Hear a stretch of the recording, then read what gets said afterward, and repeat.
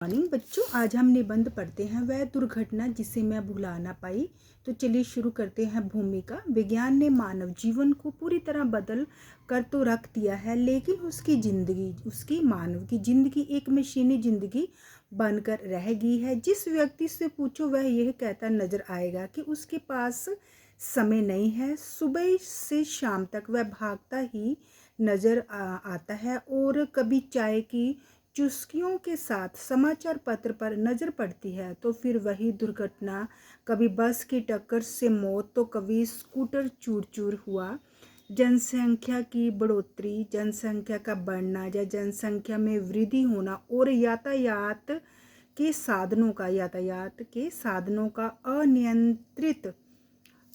अनियंत्रित होता है बिना रोक टोक प्रसार का अर्थ फैलना आज की दुर्घटनाओं के प्रमुख कारण है। दिन पर दिन इन दुर्घटनाओं में बढ़ोतरी हो रही है। ये दुर्घटनाएं बढ़ोतरी बढ़ती जा रही है। अभी पिछले महीने की बात है कि एक फूल सी कोमल बालिका स्कूल से घर को जा रही थी कि पीछे से आती कार के ब्रेक फेल हो गए और वह मासूम बालिका कुचली गई। बस हाय हाय करती भीड़ और फिर जैसे सब कुछ सामान्य।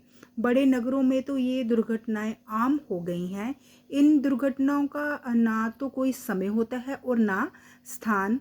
जब देखो सुरसा नामक राक्षस, सुरसा राक्षस का नाम है, सुरसा राक्षस के समान मुंह फैलाए लोगों को अपने में समा लेती हैं, लोगों को मृत्यु की गोद में ले जाती हैं। बस में बैठे बाराती नाच गा रहे हैं कि तभी अचानक बस दुर्घटनाग्रस्त हो जाती है और रह जाता है केवल चित्कार। चित्कार का अर्थ है रोना धोना।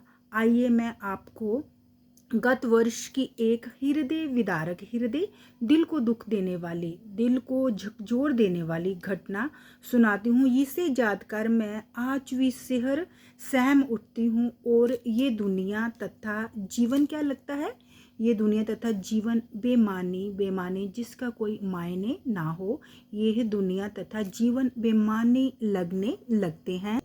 सुबह के 8 बजे थे। मैं एक वाहन में बैठी राजपुर मार्ग पर विद्यालय की ओर जा रही थी। वाहन का चालक सवारियों को चढ़ा रहा था, लेकिन मैं प्रकृति का आनंद ले रही थी।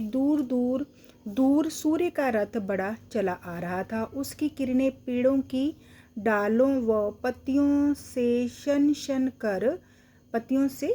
शन कर मुख पर पड़ रही थी और मैं उसी में खो गई थी कि अचानक हमारे आगे वाला वाहन जो देखते ही देखते पलट गया। उसमें बैठी सवारियों में से 4 को तो हल्की फुल्की चोटें आई थी, लेकिन 5 सवारियां बुरी तरह घायल हो गई थी, जिनमें से 2 नन्ही नन्ही बच्चियां तो ट्रक के नीचे पड़ी थी। हुआ यूं कि मसूरी से आता हुआ एक ट्रक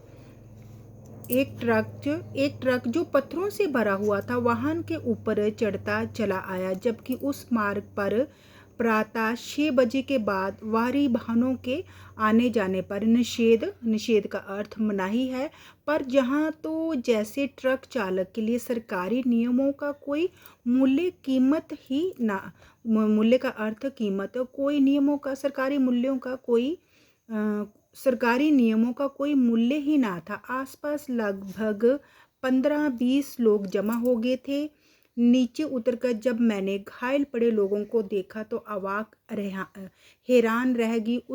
उनमें मेरी सहेली, उसकी बहन और भाई थे। भाई बहन को देखकर तो लगता था जैसे भगवान ने उन प्यारे मासूम बच्चों को अपने पास बुलवा लिया था। फिर भी लोगों ने सबको उठाकर पास ही के अस्पताल में भर्ती करा दिया, जहां डॉक्टरों ने उन दोनों को मृत घोषित कर दिया और मेरी सहेली का उपचार इलाज शुरू हो गया।